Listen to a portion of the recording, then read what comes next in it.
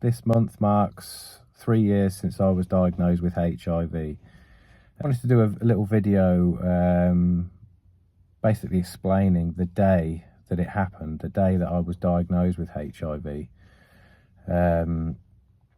Basically what drove me to go to the sexual health clinic. As I've said in other videos, if you've been watching my YouTube channel, I explained that me and my wife went through a period of infidelity. For about 3 years we were drifting apart, and it had gotten to the point where we were actually sleeping in different bedrooms. Like I said, we'd both been unfaithful, and one particular day, I'm not going to go through how it happened, but we both found out that we were both being unfaithful, and that brought us both to a table basically of where we were basically started being open and honest about what was going through our heads, what we were struggling with, and what had been happening.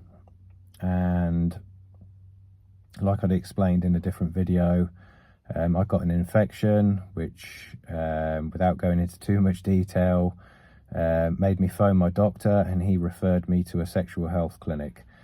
So we both went to the sexual health clinic because of what we'd both been engaging in to get tested.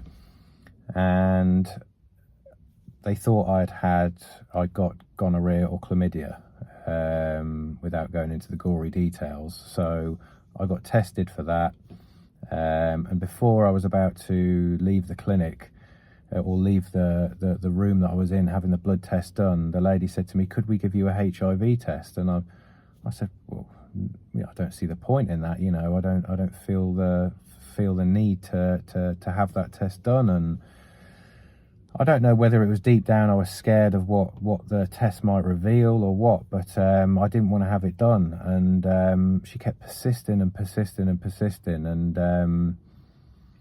I don't know why, whether she saw something in me or what, but she just kept pushing, and thank God she did. And in the end I said, yes, go on then, screen me for everything, test me for everything. So 2 days later I got a phone call, and it said, we've not detected gonorrhea or chlamydia. So I was sitting there thinking, oh, brilliant, yes, but we have detected HIV. And I remember it vividly. I was in my bedroom, sat on the edge of my bed. Thank God I was sat on the edge of my bed, otherwise I'd probably collapsed. And yes, they told me that they detected HIV, and I just felt like I'd been hit by a truck or a cattle prod. I just felt like stunned. I couldn't believe what she was telling me. And she said, "But I don't want you to panic. We never give a diagnosis on one test. We do a second test. So we're going to do a second test, and there may be a chance that it comes back negative. So give us another couple of days and we're going to run that test again."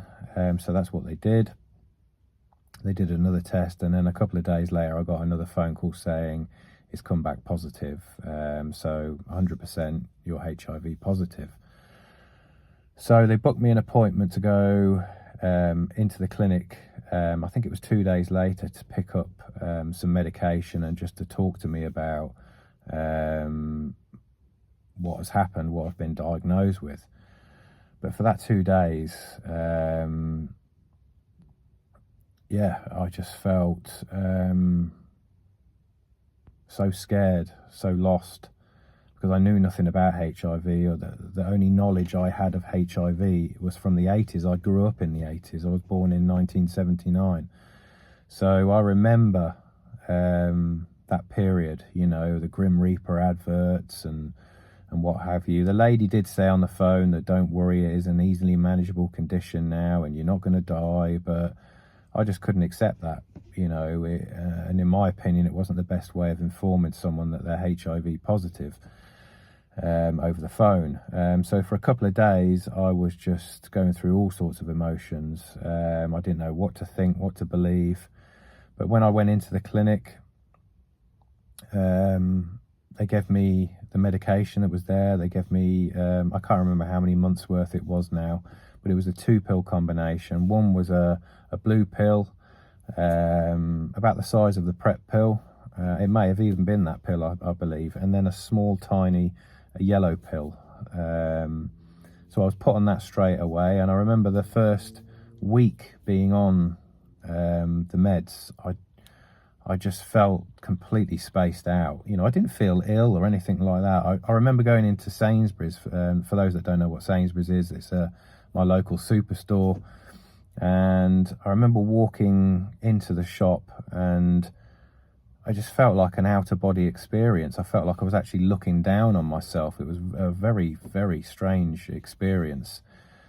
And then I remember walking down this aisle and people sort of coming towards me and passing me. And I just remember thinking that, and it was this just weird stuff going through my head, you know, if only you knew, you know, what I've just been diagnosed with, you know, if only you knew. And for about a week I felt like that, but that gradually eased off and dissipated, and then I felt okay. And I could actually feel myself over the next few weeks starting to feel better. When I was diagnosed 3 years ago this month, my CD4 count was 340 and my viral load was 26,400, I believe, something like that. So I was feeling unwell, and I didn't know why I was feeling unwell leading up to my diagnosis. Things were going wrong physically and then getting better, and then I was getting sick again and getting better, and it was to and fro in like that for about 12 months, and I didn't know why. So I went back to have another blood test. I think it was 3 or 4 weeks after being on the meds, and I was undetectable. So very, very quickly I became undetectable. The nurses and doctors were very happy about that. And I think I stayed on that combination of medication for about, I think it was about maybe 6 to 9 months. You know, I can't remember, you know, this is 3 years ago now. And then my medication was changed to a drug called Triamec. And I was on that up until about 6 months ago. And then I was put on a drug called Biktarvy, which is the best drug I've been on so far. You know, I don't get insomnia or sleeping issues on this. My weight is stable and I feel great. So that was basically explaining, you know, the day it happened. But scooting forward now to 3 years, my life before being diagnosed, I was addicted to drugs for 26 years, struggled with sexuality.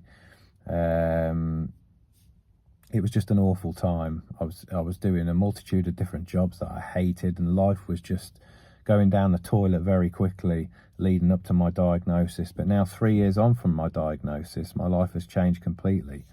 My marriage is better than it's ever been. You know, we've gone through our problems and our issues.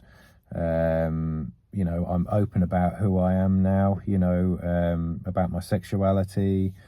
You know, I've been free from addiction now for 3 years. My health is better than it's ever been. I'm in a job that I love. You know, I'm actually working with people now that struggle with drugs and alcohol. I'm a support worker in a drug and alcohol rehabilitation centre. My physical health now is better than it's ever been. You know, I put 6 stone on over the past 3 years. Not of fat, although there is a little bit of fat there, but muscle as well. And I'm just trying to show through training, you know, my training videos on social media, that you can be fit, strong and healthy living with HIV, and it shouldn't impede you physically in any way at all. And that you can come through what is perceived as or at the time was perceived as an absolute disaster, you know, to live in my best life. You know, I'm so happy now. Life is so good. There's so many opportunities coming my way. I love my job. I love the HIV activism that I do. I've got a purpose now. And I just can't believe and put into words where I am now. It's just an amazing place to be and to live in. So I just wanted to share that with you guys today, that it's been 3 years now since I was diagnosed. Hope you all have a fantastic day, guys. And I'll catch you in the next one. Take care, guys.